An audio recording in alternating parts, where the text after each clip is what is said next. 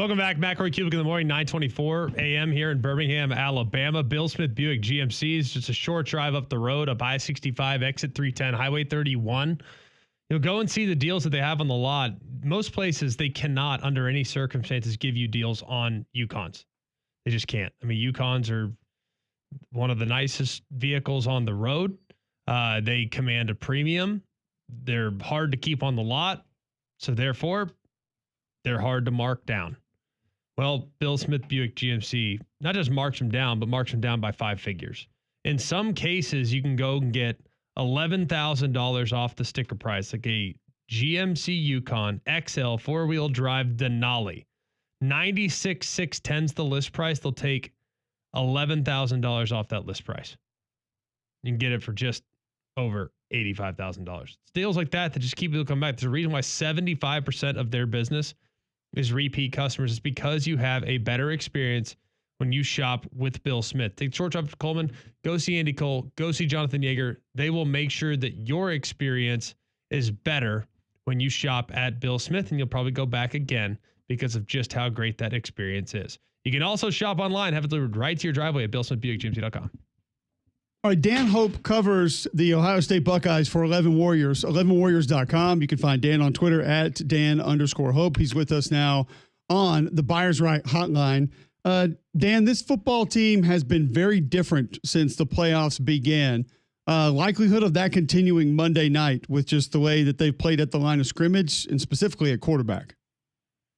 Yeah, I mean, they just seem to have a lot of things rolling right now. You know, certainly I think against Texas, the offense wasn't quite as sharp as it was in those first 2 CFP games against Tennessee and Oregon. But, you know, the defense is playing in the elite level right now. Will Howard has really been at his best in this college football playoff. So I think, you know, if the offensive line can hold up its end of the bargain, which, you know, I think they had an up and down game against Texas, but had played pretty well against Tennessee and Oregon. I think if, you know, the offensive line can get the job done and the defense can continue to play as well as it has in this CFP, then I think you like Ohio State's chances. What do you make of how this team has evolved since the playoffs began? I know it's been a month, so we're going back quite a ways now. But the level of urgency, the level of aggressiveness coming out of the gate is something we just didn't see much in the regular season. I'm trying to figure out why.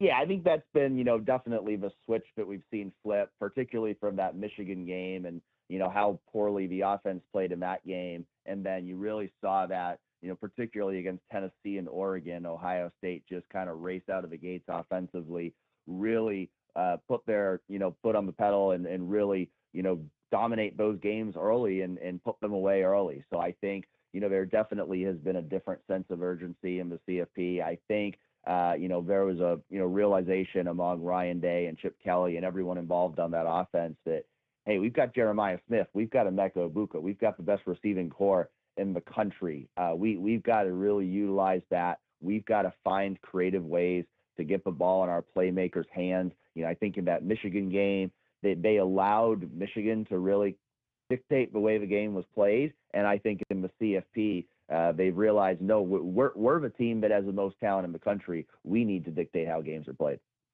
Visiting with Dan Hope on the Buyers Right hotline, covers Ohio State for 11 Warriors. Jeremiah Smith, in this game, we saw him not disappear, but not be as effective last game. Will Howard had to spread the ball around just a little bit more. Had to utilize different targets in different ways. Now you're going to get a team to just play more man coverage. Do you expect Smith to be what we saw in the first 2 games or in the last game? I expect more from Jeremiah than what we saw against Texas. I think, you know, I give Texas a lot of credit. I think they had a really good game plan for covering Jeremiah, for, you know, using zone coverage effectively, doubling him, bracketing him, to really kind of force Ohio State to spread the ball around to other players. I think, you know, Texas maybe has the best secondary in the country, and so I think they had an ability to match up and have an effective game plan for Jeremiah that most teams aren't going to have. Now, Notre Dame has a really good secondary too, so I won't necessarily say that I expect Jeremiah to have the game that he had against Oregon and Tennessee because he was phenomenal in those 2 games. But I do certainly expect that he's going to be more impactful against Notre Dame than he was against Texas. How do you feel about the I want to go back to what you already kind of referenced, the offensive line of Ohio State. It's been amazing. I think they've played very well under the circumstances. Ironically, both teams in the national championship lost their left tackle. Now, they lost theirs, Notre Dame. They lost theirs last game, but they also lost who they thought was going to be their starter before the season. Josh Simmons went out, I believe, against Oregon. That was the Ohio State left tackle, and they also lost Seth McLaughlin to an Achilles injury a few weeks later. So both teams have dealt with a lot of turnover along the offensive line. Feels like Ohio State can potentially get around it, whereas Notre Dame might rely a little more on that group. So assuming Ohio State wins the line of scrimmage, can Notre Dame win the game if they lose that battle? I think it'd be tough. I think especially when you talk about Notre Dame's offense versus Ohio State's defense, because this is a Notre Dame offense that's been, very reliant on the run. I think you look at the teams Ohio State has played in the CFP. I think Notre Dame's passing offense is pretty clearly the worst of the teams that Ohio State has played. And so you look at how dominant Ohio State has been at stopping the run. I think if that continues in this game, I think it's going to be an uphill battle for Notre Dame. I think, Notre Dame's defense is going to keep the game competitive, but I think that for Notre Dame to be able to keep up with Ohio State offensively, they're going to have to be able to run the ball effectively. And I think that's my big question mark for Notre Dame in this game, because Ohio State's run defense has been excellent, especially in the last two games. Dan Hope covers Ohio State for 11 Warriors. He's with us now on the Buyers Right Hotline. Is there a portion of the Notre Dame offense that you feel like Ohio State fans should be a little bit more wary about than maybe what you're seeing, what you're feeling, what you're hearing? Yeah, I think one thing that certainly stands out is just Riley Leonard's ability to be a running threat from the quarterback position, because that's one thing we have seen Ohio State struggle with at times is quarterbacks who can take off out of a pocket, who can, give the offense that extra man with their legs. Even in that first CFP game against Tennessee, as great as Ohio State was in that game, but one thing they struggled with was Nico Iamaleava taking off and running. Dylan Gabriel, they did a much better job with it in the second game, but in the regular season matchup against Oregon, he gave them some problems there. So I think that'd be the one thing, would be just Riley Leonard's ability to give an extra weapon with his running ability. That's not something Ohio State had to face as much in this past game against Quinn Ewers. And, the one time that Texas did put Arch Manning into the game to run, it worked. They converted a fourth down on that play. So I think that's the one thing where, as good as Ohio State's run defense has been, that's an extra variable, along with a fantastic running back in Jeremiah Love, that Ohio State has to deal with. How would you assess Will Howard's development and the confidence that he's playing with right now? It's pretty remarkable. Yeah, I think it's been fantastic. I think you've certainly seen a ton of growth from him over the course of the season. And frankly, I think he's a guy who still isn't getting the credit he deserves. I think he's a guy that, there's still this kind of thought that, he's just kind of, a game manager, and he's not, this, elite quarterback. But you look at the season he's had. If he has a good game in the CFP, he's going to break Ohio State's single season record for completion percentage. And, he may not be the, future first round pick that a CJ Stroud or a Justin Fields was, but he's made some phenomenal throws in this CFP. And so I think that, his growth has been excellent. I think he's really become, the leader of this offense, and he's become a guy that, they've really been able to count on, especially in those clutch situations, to make the plays that they need to go and win games. Dan Hope joining us on the Buyers Right Hotline, talking Ohio State. Is there a sort of an under-the-radar player that you see maybe being impactful in this game, or that maybe needs to step up that we haven't seen? We know what Jeremiah Smith's done. We know what Will Howard's done. We know what Travion Henderson's done. We know what Jack Sawyer's done. Is there maybe a guy that hasn't had that massive game in the postseason that you feel like potentially needs to have that game? A G. Scott or a different receiver, somebody who needs to step up for Ohio State big, that we haven't really seen that in this playoff just yet. Yeah, I don't know, but I'd necessarily say it's that they have to step up, because I think they've played well, but I think probably two guys who haven't necessarily jumped off the page in this CFP would be Tyleik Williams and Ty Hamilton at defensive tackle. And I think you think about the importance of the run game in this game. I think those are two guys who are going to play crucial roles for Ohio State and that ability to stop Jeremiah Love, to stop Riley Leonard in that run game. And so I think, if those guys can really take over the game, we've seen, Jack and JT have been absolutely dominant at defensive end in this CFP. I think Tyleik and Ty have done their job well. Maybe you haven't seen them make as many game-changing plays, but if they can continue to play the way they have and kind of add some game-changing plays in there, that could be huge for the Buckeyes. Could be really big. Lastly, the coaching matchup.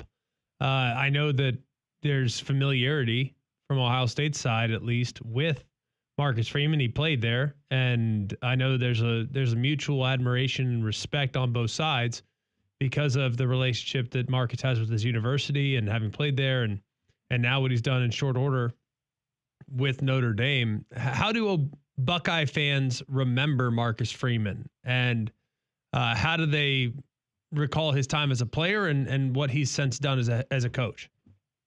Yeah, I think certainly as a player, he's somebody who had a very productive career for the Buckeyes. Interestingly, him and James Laurinaitis, they're kind of remembered as a tandem there. And now, James Laurinaitis, he actually started his coaching career a couple years ago working with Marcus Freeman at Notre Dame. Now he's back with the Buckeyes as Ohio State's linebacker coach. So you've definitely got that close tie between the two sides. Like you said, I think a lot of mutual respect between Marcus Freeman and Ryan Day. You think about it, they're guys who have both kind of had a similar path to this point. They're both first-time head coaches, guys who were coordinators at their current schools before being promoted when their head coaches left. So, I think, some definite similarities between the two coaches here.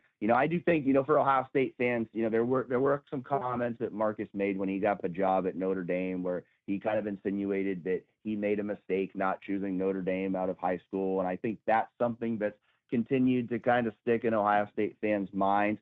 I had asked him on a Zoom earlier this week, what he thought about going up against his former school, and he didn't really want to talk about it. I think he kind of wants to downplay that angle and just focus on the matchup, the game itself, and the job that Notre Dame has to do, which is understandable. But, I think that, he's maybe tried to distance himself a little bit from that storyline of facing his alma mater in this game. But, certainly somebody who had a great career at Ohio State and somebody who, Ohio State had a big influence on, I think Jim Tressel especially in terms of getting him to where he is now.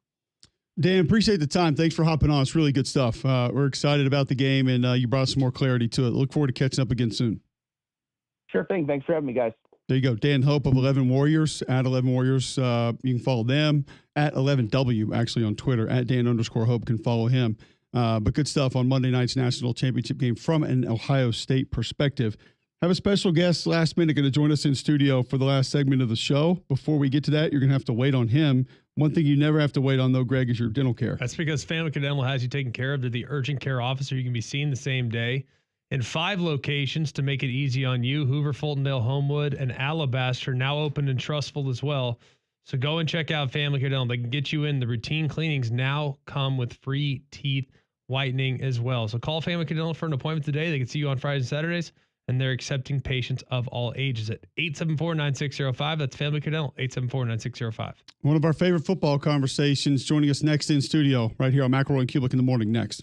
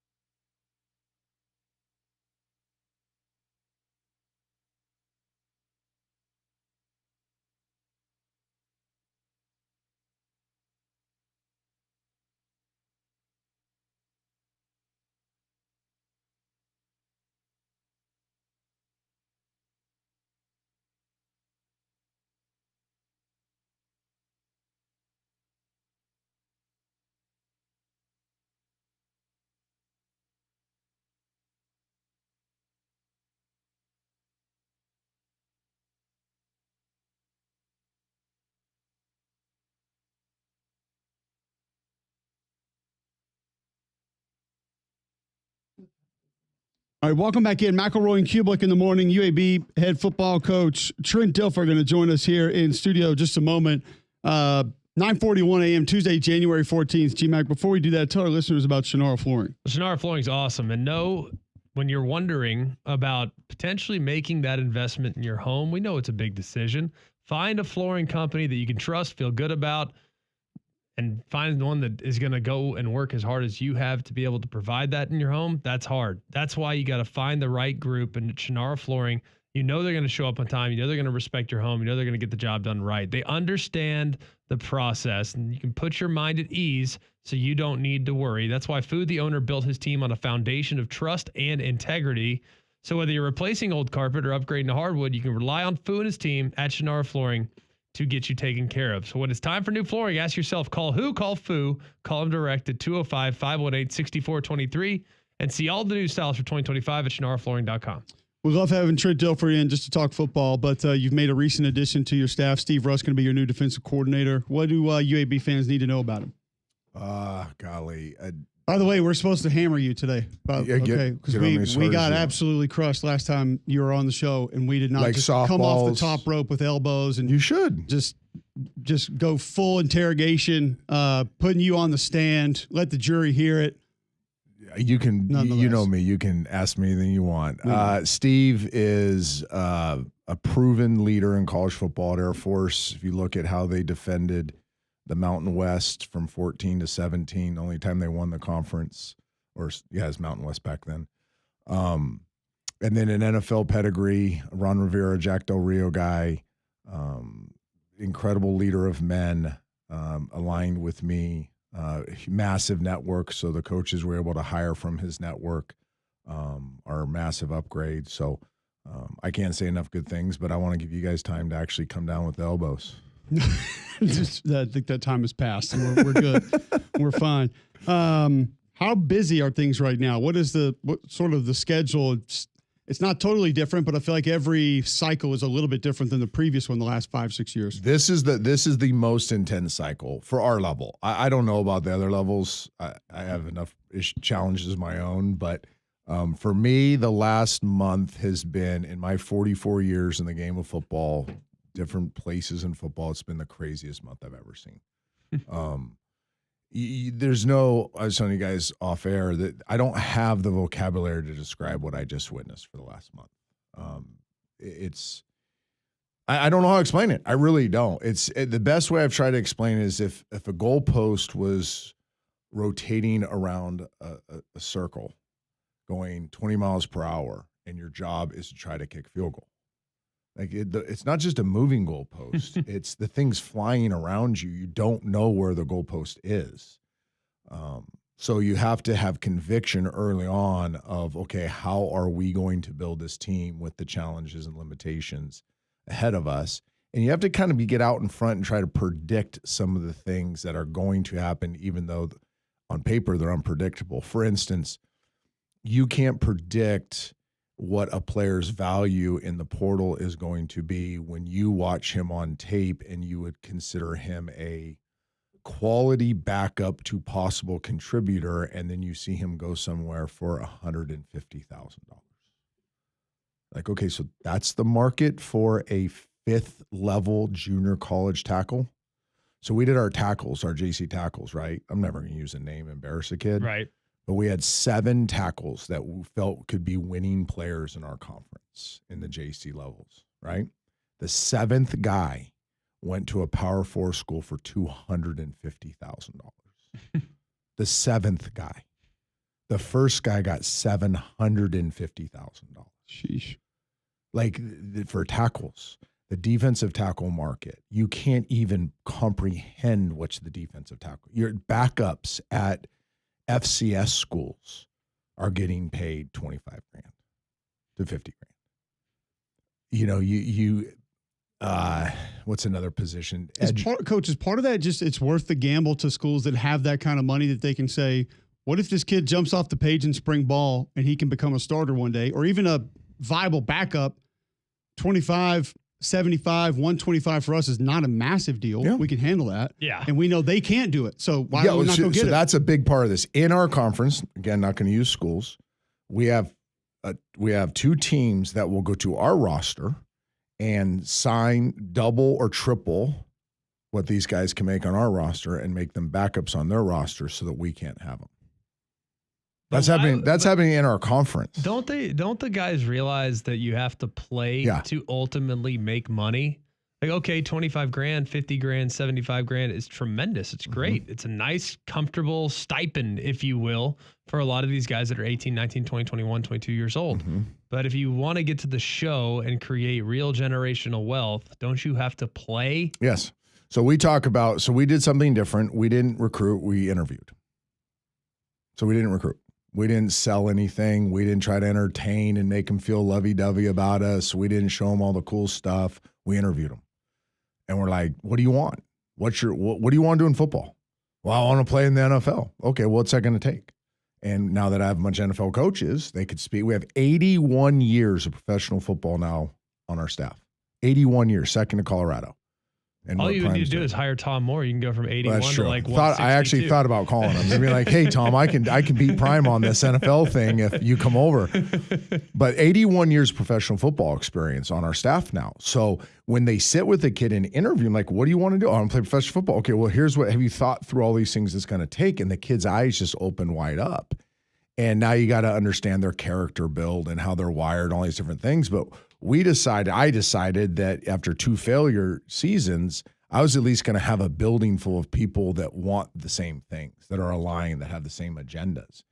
And so to answer your question, once you start laying out what it means to be a pro and they realize that opportunity won't be there for 40 grand more across the street or whatever it is, now they're like, oh, okay, well, I can come here and get trained that way and I have an opportunity because value that we can show a kid is care, connection, plus opportunity, plus some chicken scratch, right? Right. When you have people in our conference that have 4 to 6 players making more individually than our entire payroll, you better be able to provide them something else to show them value. Yeah. And I think that's what we have to do. And you have to get a certain kind of makeup of player that you feel like you can elevate his traits because of his intangible makeup, right? Instead of just leaning only on traits. Now, again, you have to have enough traits. We're not putting a bunch of guys out there run 5'2". You have to have enough traits, but you're hoping that the coaching, the culture, the mindset can elevate them beyond their trait set. So that's one philosophy. One of the things that's going on, it's important because you guys talk so much SEC as you should. It's affected the SEC in this way, which trickled down to us. The SEC backups now are being offered hundreds of thousands of dollars to go be starters at other Power 4. So if you're Wake Forest, where do you want your left guard? You want him from Alabama or Ole Miss. Does that make sense? Yep. So that's where the Big 12 and the ACC are getting their starters, is backups in the SEC and the Big 10. So who now are the backups for the SEC? So what they do is they look at Group of 5 or FCS with multiple years that have played, that have the trait set. So if you are a 6'7" tackle and you have 3 years left and you're at, let's call it New Mexico. Yeah. I don't know if this even exists, but you're at New Mexico and you're 6'7", 315, and you've played a little bit and you have 3 years left, they're looking at that as a high school kid. And they're going to pay that kid $250,000 to come over and be a backup or a third team guy and promise him the SEC dream. Yeah. Well, that's where we're getting our starter. We lost 2 starting tackles. So we have tackles that we're looking at that we want a little play time. They've played, their experience, or their FCS or Group of 5. Yeah, we want one that has some years, or we'll take one that's a 1. And we have, obviously, I'm not going to use our numbers, but not even close to that number, not even the ballpark. Well, why would that kid come to UAB and be a starter when you can get $250,000 and fall under the promise of SEC experience? And I actually don't blame the kid if he's not an NFL player. Yeah. Right? If you're not an NFL player, you should take the money. We've had 14 players that we've recruited at UAB that my staff has recruited that have now gone to the Power 4. Okay, and we've celebrated those guys. Cameron Shanks was so excited for Cameron to go to Arkansas. He's probably not going to play in the NFL. So he can make a lot of money at Arkansas for 3 years, right? But now the difference, and I'm sorry, long-winded answer, but when you asked me, there is a guy that can play in the NFL. And now you have to convince that player, hey, if you come here and start against really good competition, the 5th best conference in college football, you have a chance for the scouts to see you every day, because we have tons of scouts at our team. Why? Because they land in Birmingham before they go to Auburn or Tuscaloosa, and because we have 81 years of pro experience on our roster. So they want to come see what we got. So every day you're going to have 4, 5, 6, 7, 8 scouts at practice, and you're going to be playing. Or you can go to an SEC school or a Big Ten school and be the 3rd guy and be on the developmental field, but have a huge stipend. Yeah. And that's, I think, luckily we were able to find enough of those guys that are like, you know what, I get it. I need to Opportunity and care trumps what looks like really good money now, but may cost me from making millions down the road. Right. All right, so I will suffice to the masses from last time here just for a moment. Yeah, crush me. The plan in place for improvement, to upgrade the roster, so to speak. How would you lay that out for listeners and fans of UAB football that want to see things be better this upcoming season than last? Well, I will say this. Our roster was talented. It wasn't the right roster. And that was number one, was the reflection of making your building right. You know, you have to get your building completely aligned. I've never seen a functioning organization, a successful organization, where you didn't have alignment in the building and you didn't have the right people. So I had to fix that. So we had some very talented players, guys that are doing pro day, going through pro day training right now that'll have a chance to play professional football. Were they the right players? Did they have the right mentality? Were they coached the right way? Did they have the right leadership? Obviously the answer is no, because we weren't successful. So that was job number one, and it was very hard. You had to get rid of people I care for. But we had to change the building, make sure it was the right people in the building, both from a staff standpoint and a player standpoint. I don't know if we'll be more talented. In fact, my gut was, well, we're very talented on offense coming back. So I don't want to shortchange those players. But defensively, we didn't have one single starter coming back. So how can you say you're going to be more talented? How do you have no money and go into the portal and create, more talent? So the job was to get better football players and the right football players. So we won't be as long, won't be nearly as long. We had great length last year on defense. We had unique length on defense last year. Didn't do us any good, right? Because they didn't play hard when things were tough. They didn't make good decisions. They lost their poise. I'd rather be long than play hard. We need guys that know how to play football, that can finish, that can think, can have poise and make good decisions in big moments. And if you go back for the 2 years in the games we just pissed away, it's been decision making, not talent. So I've had multiple coaches, great coaches, Sumrall, Newberry, Pittman, Kirby, come up to me after games like, man, you're wildly talented. They just don't play good football. Yeah. I'm like, no kidding. Like, I'm living it every single day. It's torture. So I've aged 15 years in 2 years. So I think a big objective was I want better football players. I want better thinkers. I want better leaders. I want unbreakable players. People are talking about toughness, mental and physical toughness. Change that word to breakable or unbreakable. Think about it. Just do the exercise. Write down all the things you think are mentally tough things and physically tough things. And then all you have to say is, are you breakable or unbreakable? And I've had a breakable program for 2 years. So the biggest thing was to build an unbreakable program. And that's a soulfulness to your program. And that was the number one objective. Well, next time you're with us, I want to have a conversation of how you find that, how you recruit that, specifically in the portal, because I feel like the portal happens so quick about 80% of the time. So-and-so's in, so-and-so's going somewhere else. It's not usually so-and-so's in, he's taken 5 visits and he wants to go talk to these people. He knows where he's going or where he's going to be placed or whatever. Like you said, where he's getting the best deal. So is it talking to their high school coaches, talking to guys on staff? Do you have to get in front of them to find that? We'd love to have that conversation with you next time. No less than 6 touch points, and you have to sit with them and interview them, not recruit them. Yeah. Thanks for stopping in. I know it's appreciate kind of you last guys. minute, but we appreciate it. It's great to catch Hopefully up. things aren't as crazy the next month as it's been the past Yeah, month. this should be better. The neck is cleared in a month to take your money, by the way. Oh. He has not been on the golf course in a while, so you'll be in good shape. I had neck surgery during the season, so he still has an advantage. Okay. Well, right. that, and I'm just a superior athlete. And I am unbreakable. You are. I might Yes, lose to you, but I am unbreakable. You are unbreakable. Make him drive home from Atlanta on ice, and you'll break him. Yeah, I'm about broken. UAB head coach Trent Dilfer with us. Great stuff there. Tomorrow, more on the college football playoff. Mike Golick Jr. going to be with us. Then, three-man front coming to you now.